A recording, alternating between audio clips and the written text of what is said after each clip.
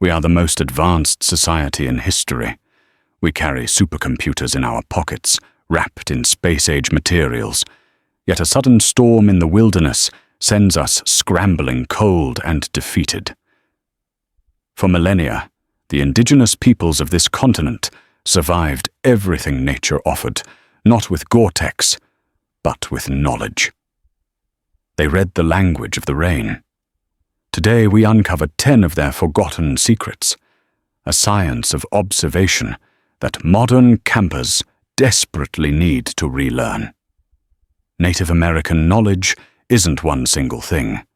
It's a vast library of wisdom developed by hundreds of distinct nations, each perfectly adapted to their unique homeland, from the deserts of the Southwest to the rainforests of the Pacific Northwest and the dense woodlands here in the East. What we call survival skills, they simply called living. And a critical part of that life was understanding weather. Not just enduring it, but anticipating it, using it, and respecting it. Their technology wasn't an app, it was a lifetime of sensory data. They saw the warning signs we no longer even glance at. Today we're not just looking at tips, we're relearning a forgotten literacy. These are the 10 Native American rain secrets modern campers forgot. Secret 1. The sky's halo. How many times have you looked up, seen a faint ring around the moon or sun and thought, "Oh, that's pretty." You might have snapped a photo for Instagram. But for countless generations of plains, woodlands, and Great Lakes peoples, that ring wasn't an aesthetic. It was a clock. Many indigenous cultures taught that a ring around the moon or sun means rain or snow is coming. The wider the ring, the sooner the storm. This wasn't superstition. It was high-altitude meteorology read from the forest floor. What they were seeing is a phenomenon modern science calls a 22-degree halo. It's caused by moonlight or sunlight refracting or bending through millions of microscopic hexagonal ice crystals suspended in the upper atmosphere. These crystals form a specific type of cloud, high-altitude cirrus clouds. Cirrus clouds are the vanguards of a large-scale weather system. They are the thin, wispy scouts sent miles ahead of a warm front or a large, low-pressure system. These systems are not your quick pop-up afternoon thunderstorms. They are the big movers, the ones that bring steady soaking, often multi-day rain. Think of the atmosphere in layers. That halo tells you that moisture is high and deep, thousands of feet up. That moisture is the leading edge of a massive weather army that is marching slowly but inevitably in your direction. The oral tradition often codified this ring around the moon, rain or snow soon. The Haudenosaunee Iroquois and Anishinaabe Ojibwe peoples, among many others, passed this knowledge down. They knew this sign meant you didn't have minutes, you had hours, typically 12 to 48 hours. Here's how we forgot. We see the halo. We see a clear icon on our weather app, and we trust the app. The app is only looking at the next few hours of low-altitude radar. It hasn't registered the high-altitude invader yet. The indigenous observer trusted the sky. So here's the application. The next time you're camping and see that beautiful ominous ring, your entire mindset must shift. Don't think I have today. Think I must prepare for tomorrow. Your priorities are no longer hiking that extra ridge. Your priorities are now. 1. Site security. Is my tent really in a good spot? Or is it in a low area that will become a puddle? Am I under any dead branches, widowmakers, that this long soaking rain and wind will bring down? 2. Fire. The fire you make tonight is less important than the fire you'll need tomorrow in the pouring rain. That means gathering double or triple the firewood. It means finding and processing your tinder now while it's dry and stashing it in a waterproof bag or container. 3. Shelter. Check your tent seams. Check your guy lines. Maybe it's time to build a kitchen tarp, a dry space, to live and work before the deluge begins. The halo is not a picture. It's a to-do list. Secret 2. The language of leaves. The forest is not a silent backdrop. It is a living, breathing entity that is constantly reacting to its environment. Before a single drop of rain falls, the trees, the flowers, and the plants are already telling you what's coming. You just have to know their language. Many indigenous peoples, particularly of the eastern woodlands, like the Cherokee Lenape and Shawnee, were masters of this botanical language. They knew that when certain trees show their skirts, meaning their leaves flip over to reveal their undersides, a storm was near. The classic example is the silver maple. Its underside is a pale, silvery white. On a calm, dry day, you see the green. But as the humidity skyrockets and the wind patterns shift before a storm, the leaves become limp and are easily flipped by the rising, unstable air. The whole grove of trees will suddenly flash from green to silver. It's a beautiful and deeply unsettling sight if you know what it means. It's not just maples. Other plants like rhododendrons or even common weeds like Queen Anne's lace will curl or droop their flower heads. Why? It's a direct response to moisture. This is a science called hygrometry, the measurement of moisture. Plants are masters of it. They do this for 2 reasons. 1, to conserve moisture, but more importantly, the rising humidity preceding rain changes the turgor pressure within their cells. The leaves literally get heavier, limper, and more responsive to a shifting breeze. But my favorite example, one known to children in nearly every forested culture, is the pine cone. This is a living barometer. A fair weather pine cone like this one is wide open. Its scales are splayed out to catch the wind and disperse its seeds. This is a foul weather pine cone. It's sealed tight. The scales of a pine cone are made of 2 different layers of woody fiber. The outer layer absorbs moisture, and the inner layer does not. When the air is humid, when rain is in the air, that outer layer soaks up the moisture, swells, and forces the scale to bend inwards, closing the cone. It does this to protect its seeds from being washed away or rotting in the wet.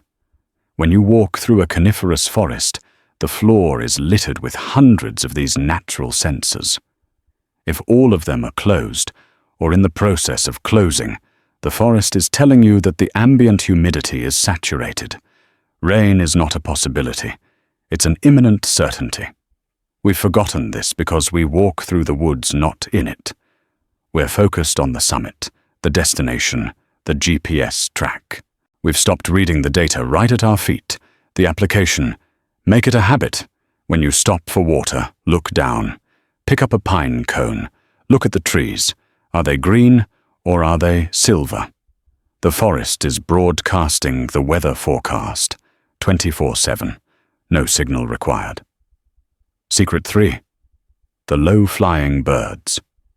It's an old piece of folklore you might have heard from your grandfather. Birds flying low expect a blow. Like so many of these old sayings, it is a distilled piece of indigenous and settler science passed down because it was and is true. Animals are not just inhabitants of the landscape, they are sensors. Their very survival depends on predicting environmental change. They don't have a shelter to run to or a rain jacket to put on. They have to know what's coming. And their primary sense for this is barometric pressure. When a low-pressure system, a storm approaches, the air pressure drops. We might feel it as a headache or achy joints, but for a bird, it's a profound physical event. Many birds, like swallows and swifts, have highly sensitive inner ears. The high-altitude, low-pressure air is physically uncomfortable for them. But there's a second, more practical reason. What do those birds eat? Insects. Insects too are sensitive to this. Their small light bodies are more buoyant in the dense, heavy, humid air that settles in before the rain. They don't fly high. They stay low to the ground and near the surface of water. So the birds aren't just flying low to avoid the pressure. They're flying low because that's where the buffet is. For the ground-based observer, the Cheyenne hunter on the plains, or the Anishinaabe fisherman on the lake, this was a blaring alarm. When the sky, which is usually full of high-flying birds, is suddenly empty, and the space just above the water is a frenzy of activity, you know that pressure has dropped. The storm is close. It's not just birds. Animals across the board change their behavior. Plains tribes knew to watch the bison. Would they hunker down or keep grazing? Farmers know that cows will often lie down in a field before a rain-conserving energy and finding a dryish spot. And then there's the soundscape. Walk into the woods. On a clear, dry day, you hear bird song, the rustle of a squirrel, the wind. Now walk into those same woods right before a storm. The birdsong often stops. It becomes eerily silent. This is the calm before the storm. The birds are seeking shelter. But another sound starts: frogs. Frogs, peepers, toads, they are amphibians. Their entire life cycle is tied to water. High humidity is a good thing for them. It's time to mate, time to hunt. When that pre-rain humidity spikes, they begin their chorus. The modern camper hears frogs and thinks, "Ah, nature sounds." The indigenous listener heard that and thought, "The frogs are calling the rain. It's time to cover the firewood." Here's the application. You must establish a baseline. When you get to your campsite, listen for 60 seconds. What do you hear? Where are the birds? What are the insects doing? Then, if that baseline changes, if the birds vanish, the frogs start screaming, and the bats and swallows are suddenly skimming your head, you don't need a weather app. You need to put on your rain jacket. Secret 4. The scent of rain.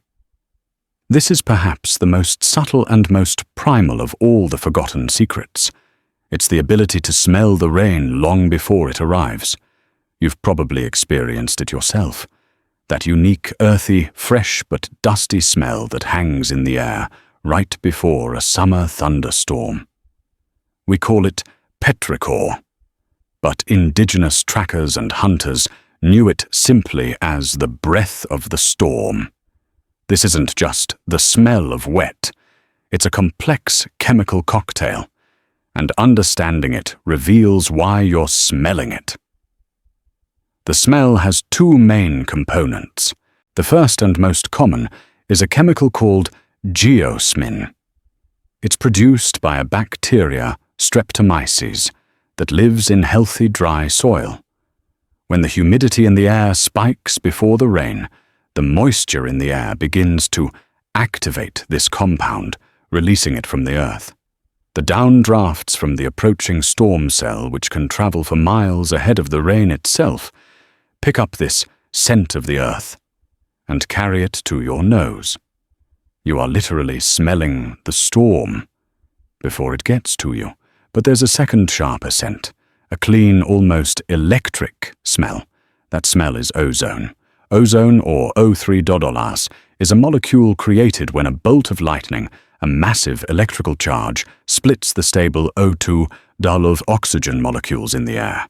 They reform as unstable and highly pungent O3 That same lightning-filled downdraft that carries the geosmin also carries this ozone, sometimes from a storm cell that is still over the next ridge.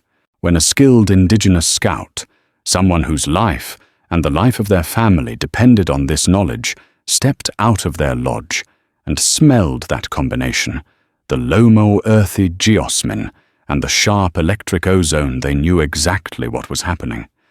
They knew a large electrically active storm cell is approaching, and its downdrafts have already reached us. The rain is not far behind. This sense of smell was paired with an intimate knowledge of the wind. Every culture knew their normal wind. In much of North America, the prevailing wind is from the west or southwest. That's the fair weather wind. The storm wind, the wind from a counterclockwise spinning low-pressure system, is different. It will often come from the east or northeast. The modern camper only cares about the wind if it's blowing their tent over or putting out their stove. The indigenous observer saw it as the ultimate messenger. A wind shift from west to east was the first signal. Then they would test the air. What did that new wind bring?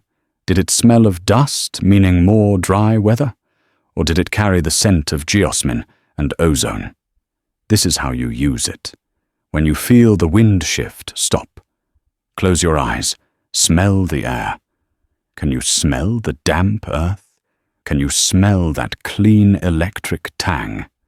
We are so visually dominated, so glued to our screens, that we have functionally deafened our most ancient warning system, our nose. Relearning to trust it is the first step to truly understanding the wilderness. Secret 5. The logic of the land. This is perhaps the single most important secret on this entire list, because all the prediction in the world doesn't matter if you choose to sleep in the wrong place, and nothing shows this better than the ancient cliff dwellings of the ancestral Puebloan people. Look at this. This isn't just a home. This is a masterpiece of site selection.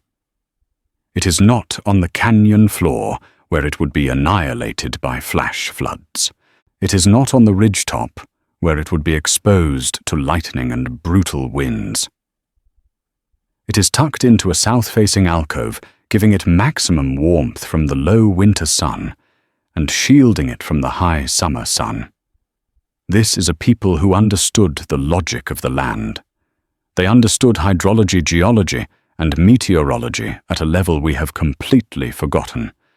This is the modern camper's cardinal sin. We choose our campsites based on 2 criteria. Is it pretty and is it flat? This logic is often what gets us killed. The pretty spot is almost always the wrong spot. That beautiful flat meadow. It's flat because it's a floodplain. That's where water always goes. That picturesque spot right by the creek. A few inches of rain upstream can become a 4-foot rise in minutes. And the deadliest of all, especially in the desert southwest, the dry riverbed. For the Diné Navajo or the Apache, sleeping in an arroyo was suicidal. They knew that a storm 20 miles away, a storm you cannot see or hear, can channel millions of gallons of water into that dry wash, creating a wall of water moving at 40 miles per hour. The indigenous logic was based on avoidance. Where does water want to go? And where does cold air want to go? Don't camp in a gully, a wash, or a low-lying depression. Water flows downhill, and so does cold air. This is called katabatic drainage. At night, the cold, dense air on a mountainside will flow down the slopes and pool in the very bottom of the valley, just like water. That spot can be 10 to 15 degrees colder than a spot just 50 feet up the slope. So what's the right spot? You look for what's called a bench. It's a flat terrace-like spot that is partway up a slope. It's out of the floodplain below, and it's protected by the ridge above. Next you look up. Every indigenous person who grew up in the woods knew to check for widowmakers. These are large dead branches hung up in the canopy, or entire dead standing trees. On a calm, dry day, they might stay there forever. But a soaking rain adds hundreds of pounds of weight. A strong wind adds the push. They will come down. Never ever camp under a widowmaker. Your high-tech tent will not save you. The application is a 3-part survey. 1. Look down. Am I in a place water wants to be? A gully, a floodplain, an arroyo? If yes, move. 2. Look up. Am I under any large dead branches or trees? If yes, move. 3. Look around. Am I on the most exposed point, the ridge? Or am I in the coldest spot, the valley floor? Find the bench. Find a healthy living stand of trees to act as a windbreak. That is the logical, safe, and wise place to make your camp. It's the secret the Puebloans knew 1,000 years ago, and that we forget every time we pitch our tent by the pretty riverbank. Secret 6. The living shingle. You've seen it in movies. The hero is lost, so he throws a few branches against a log to make a lean-to. He sits inside, and he is miraculously dry. This is a fantasy. A shelter built like that is just a windbreak. It will do nothing to stop a real rain. The indigenous peoples of the woodlands, the Iroquois, the Algonquin, the Penobscot, knew that a shelter is not about mass, it's about engineering. The secret is to build like the forest builds. The secret is the shingle. Look at a bird's feathers. Look at the leaves on a tree. Look at the scales on a fish. They all overlap. They all point down. This is nature's fundamental waterproofing design. Water must be shed. It cannot be stopped. It must be redirected. When a modern camper piles leaves and branches on a roof, they pile them haphazardly. Water hits the top layer, soaks in, finds a gap, and drips through. The traditional builder making a debris hut or a lean-to starts from the bottom and works up. You lay your first row of boughs. Spruce or fir are best, as their needles create a dense mat with the stems pointing up and the needles angled down. Then your next layer overlaps the first, like a roofer laying shingles. Each new layer covers the weak point of the layer below it. You continue this layer upon layer until you reach the peak. The water hits the top, flows down from shingle to shingle, and harmlessly drips off the bottom edge outside your shelter. But the true masters of this were the bark builders. For the Anishinaabe, the birch tree was the most sacred giver. Its bark is a technological marvel. It is waterproof, rot-resistant, insect-resistant, and incredibly durable yet pliable. They could harvest large sheets of this bark, and in a matter of hours create a wigwam or pikogan that was 100% waterproof. They would stitch these bark shingles onto a bent sapling frame. These were the original high-tech, lightweight portable shelters. The modern camper thinks shelter is a 5-pound nylon bag. When that bag fails, when a zipper breaks or a seam leaks, the game is over. The indigenous survivor knew shelter. They knew how to look at a stand of spruce and see a roof. They knew how to look at a downed birch tree and see a waterproof container. The application. The next time you build a survival shelter for practice, don't just pile, engineer. Start from the bottom. Overlap your materials. Think like a shingle. Think like a feather. Think like water. That is the difference between getting damp and staying dry. Secret 7. Fire from the wet. This is the moment of truth in any survival situation. The rain has come. You are cold. You are wet. Your morale is collapsing. Everything in your world, your life, your hope narrows to one single desperate need: fire. To the modern camper, this looks impossible. Every twig is soaked. Every leaf is a soggy mess. We give up, crawl into our sleeping bags and shiver. But for the indigenous survivor, this was just Tuesday. They knew the most important rain secret of all. The woods are never wet. This is the sound of dry wood. The mistake we make is we look down. We try to gather the wood that is on the ground. That wood is sitting in mud and puddles. It's completely saturated. The indigenous knowledge is to look up. You look for standing dead wood. A tree that has died but not yet fallen. It's off the ground, so the rain just runs off it. The wind keeps it dry, And while the bark might be damp, its core is bone dry. This is the secret. You don't find dry wood in the rain, you make it. You harvest the large, standing, dead pieces, and you baton them. You split them open to get to the dry virgin heartwood inside. From this heartwood, you can shave your tinder, your kindling, and your fuel. But the woodlands and boreal cultures had an even better secret. A cheat code given to them by the trees. This is called fat wood or pitch wood. When a pine fir or spruce tree is injured, it does what our bodies do, it bleeds. It sends a massive amount of sticky antiseptic waterproof resin to that wound to seal it. Over years, that resin saturates the wood fibers, creating a new substance that is more resin than wood. This resin is, for all intents and purposes, solid gasoline. It is hydrophobic. It cannot absorb water. It lights with a single spark, even in a downpour, and burns with a hot, black, sooty flame. The indigenous firemaker would look for old pine knots, or the base of a downed pine stump harvest, this fat wood, and carry it with them. It was their forever match. So here's the application. 1. Stop looking down. Look for standing deadwood. Listen for the snap. 2. Split, don't shave. Get inside the wood. 3. Build a platform. Never build your fire on the wet, cold ground. Build a raft of sticks to keep your tinder dry and give it air. 4. Find the fat wood. Scour the base of old pines. It's the ultimate fire starter, and it's been waiting for you. Fire in the rain is not a matter of luck. It is a matter of process. It's about knowing where the dry is. Secret 8. The gift of bark.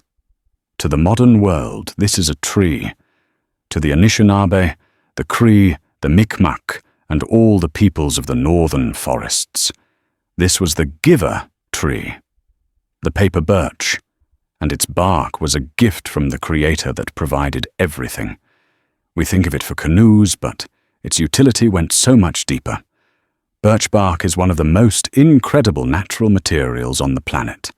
Its inner layers contain a waxy white substance called betulin. This makes the bark waterproof, rot-resistant, insect-proof, and remarkably pliable. It was the original multi-tool. It was their tarp, their water bottle, their Tupperware, their writing paper, and their fire starter. Ethical harvesting was paramount. They would never girdle a living tree for its bark, as that would kill it. They took it from downed trees, or in the spring, when the sap was running, made a careful vertical cut to harvest a sheet without harming the tree's living cambium layer. In a rainstorm, this is survival. This is an instant, 100% waterproof container. You can use it to protect your dry tinder. You can use it to transport hot coals from an old fire to a new one. You can use it to gather berries. You can even, with care, boil water in it, right over a flame. The water inside keeps the bark from burning, but its most obvious use in a storm shelter. Large sheets of this were the Gore-Tex of the forest. Laid over a wigwam frame, they created a shelter that was warmer, lighter, and more waterproof than any animal hide. In a pinch, a large sheet of bark was an instant ground sheet. You're no longer sitting in the cold mud. You're on a dry, insulated surface. This is a massive win against hypothermia. And of course, it is the world's greatest tinder. Those oils that make it waterproof also make it incredibly flammable.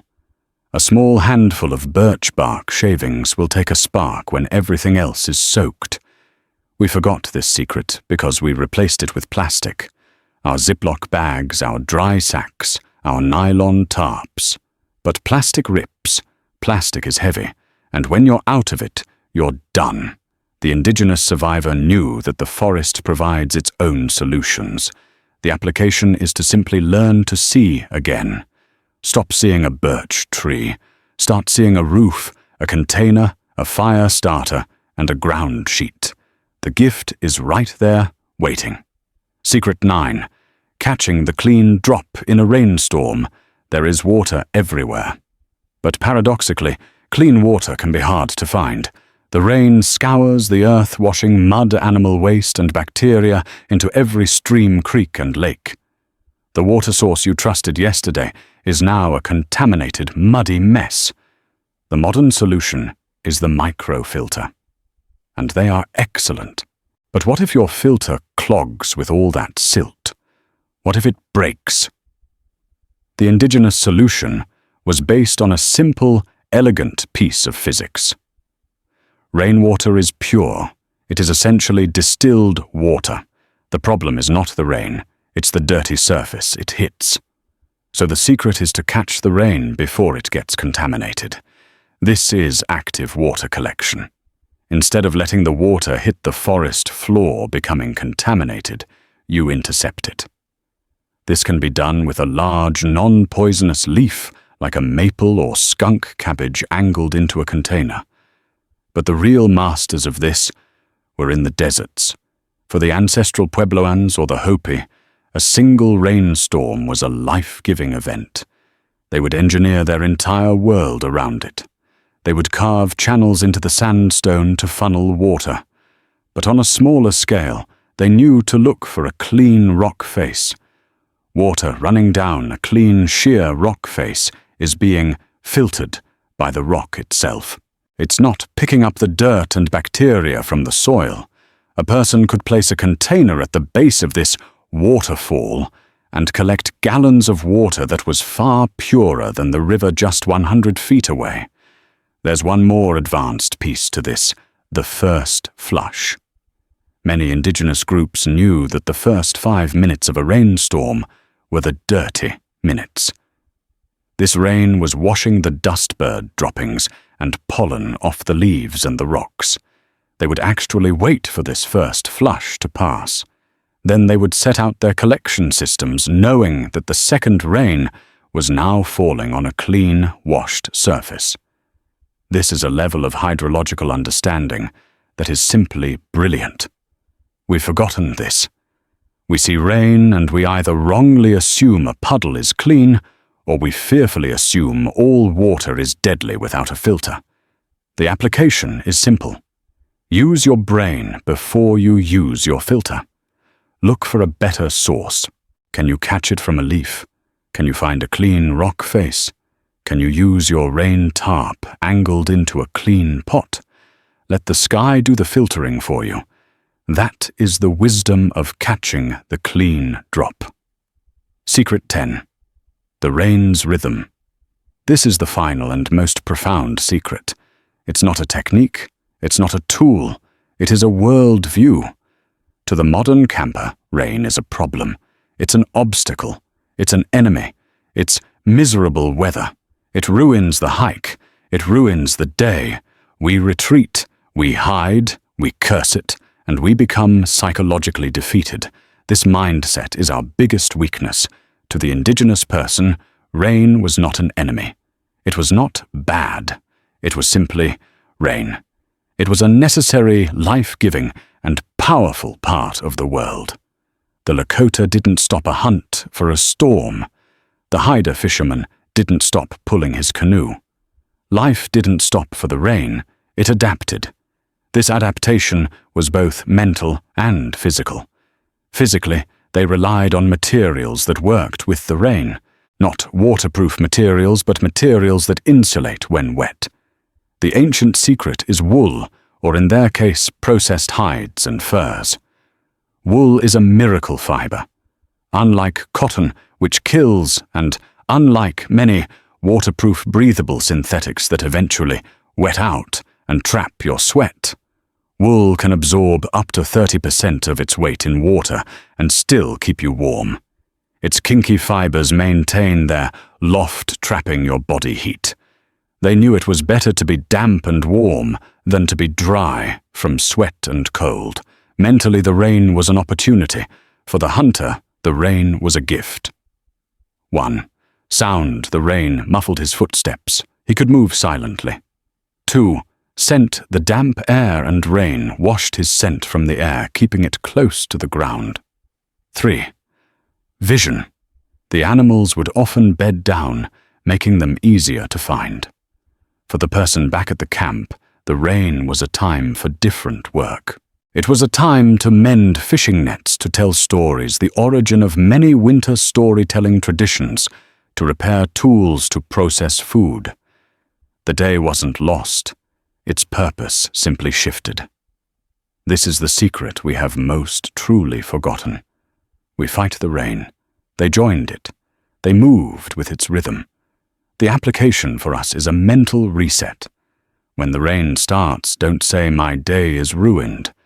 Say, "My objective has changed." The objective is no longer hike 10 miles. The objective is now process a massive dry pile of firewood, or perfect my shelter, or sit quietly under this tarp, make tea, and just listen to the forest. When you stop seeing rain as an enemy, you stop being its victim. You are no longer cold, miserable, and defeated. You are an active, warm, and engaged participant in the world. You are living, not just surviving. And that is the greatest secret of all. The sky, the leaves, the animals, the wind, they are all still speaking. We've just forgotten how to listen. This knowledge born from thousands of years of indigenous survival isn't just for a doomsday scenario. It's about reconnection. It's about trading our blind reliance on apps for a renewed reliance on our senses. True survival isn't about the high-tech gear you carry in your pack. It's about the timeless knowledge you carry in your mind. It's about seeing the world not as a background, but as a living map full of warnings, resources, and wisdom. If you value this ancient wisdom and want to see more, help us share these stories. Like this video, subscribe to our channel, and share it with someone who still loves the wild. And let us know in the comments, what other ancient skills do you think we've forgotten? Thank you for watching. Be safe, and learn to read the rain.